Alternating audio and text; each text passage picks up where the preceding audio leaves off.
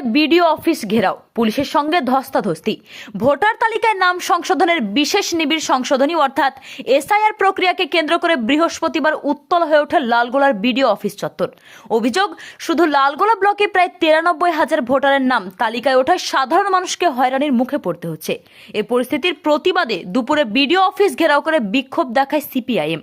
বিক্ষোভ চলাকালীন ব্যারিকেড ভাঙাকে কেন্দ্র করে পুলিশ ও বাম কর্মীদের মধ্যে ধস্তাধস্তি শুরু হয়। এলাকায় ছড়িয়ে পড়ে চরম উত্তেজনা। বাম নেতৃত্বের অভিযোগ, পরিকল্পিতভাবে সাধারণ ভোটারদের নাম বাদ দেওয়ার চেষ্টা চলছে। যদিও প্রশাসনের দাবি, নির্বাচন কমিশনের নির্দেশ মেনে যাচাই প্রক্রিয়া চলছে। শেষ খবর পাওয়া পর্যন্ত এলাকায় মোতায়েন রয়েছে অতিরিক্ত পুলিশ বাহিনী। লালগোলা থেকে বাদরুল আলমের রিপোর্ট, এবি নিউজ বাংলা।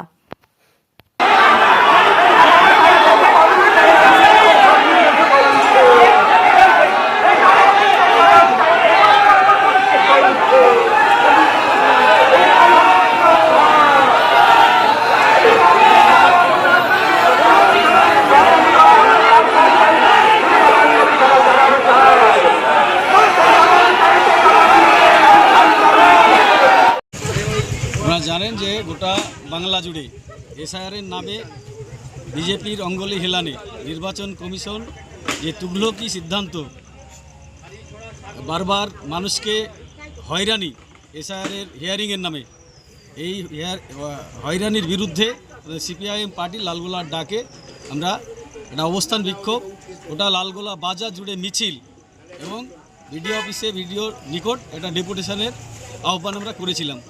আমরা জানি যে উদ্দেশ্য প্রণোদিত হবে, এসআইআর কাজ চলছে, বৈধ ভোটার ছোটোখাটো ভুল, নাম টাইটেল, এই সমস্ত মানুষকে এখানে ডাকা হচ্ছে।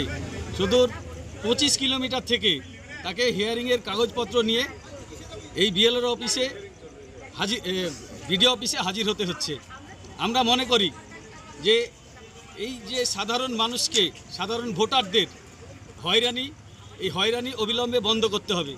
আমরা বলেছি যে যারা বৈধ ভোটার তাদের একজনকেও এই নির্বাচন কমিশনের এই যে তুঘলকি সিদ্ধান্ত, তা থেকে নির্বাচন কমিশনের ভোটার থেকে তাকে বাদ দেওয়া যাবে না।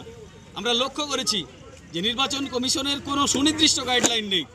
প্রথম দফায় বিএলওরা বুথে বুথে ভোটারদের 2002 সালের যে ভোটার লিস্টের নাম, তার সঙ্গে ম্যাপিংয়ের কাজ হয়েছে, ওটা লালগোলা জুড়ে একটা ভালো কাজ হয়েছে।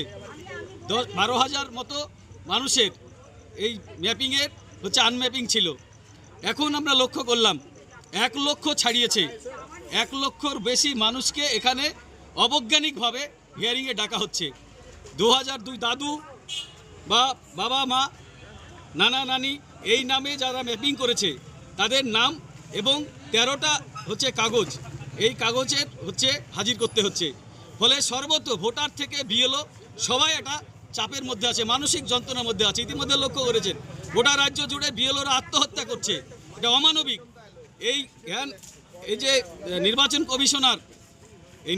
কমিশনার কি করতে চাইছেন, আসলে একটা নির্দিষ্ট অংশের ভোটারকে ভোটার তালিকা থেকে বৈধ ভোটারকে বাদ দিতে চাইছেন। আমরা এই এসআইআরের আড়ালে আমরা এনআরসির গন্ধ পাচ্ছি। ফলে লাল ঝান্ডার নেতৃত্বে আপনারা লক্ষ্য করছেন গোটা মুর্শিদাবাদ জুড়ে সমস্ত বিডিও অফিসে এই এসআইআরের তুঘলকি সিদ্ধান্তের বিরুদ্ধে মানুষকে বৈধ ভোটার যাতে বাদ না যায় তার জন্য আমরা এখানে অবস্থান বিক্ষোভ কর্মসূচি গ্রহণ করেছি। এই যে গিয়েছিলেন, কি ছাড়া পেলেন বিডিও সাহেব? তিনিও অসহায়। তিনি বলেছেন যে আমরাও বুঝতে পারছি না, সুনির্দিষ্ট কোনো দিশা নেই যে আসলে নির্বাচন কমিশন কি করতে চাইছে। তিনি আমাদের যে মেমোরেন্ডাম আমরা জমা করেছি সিপিআইএম পার্টির পক্ষ থেকে, তার সঙ্গে 100% সহমত করেছেন।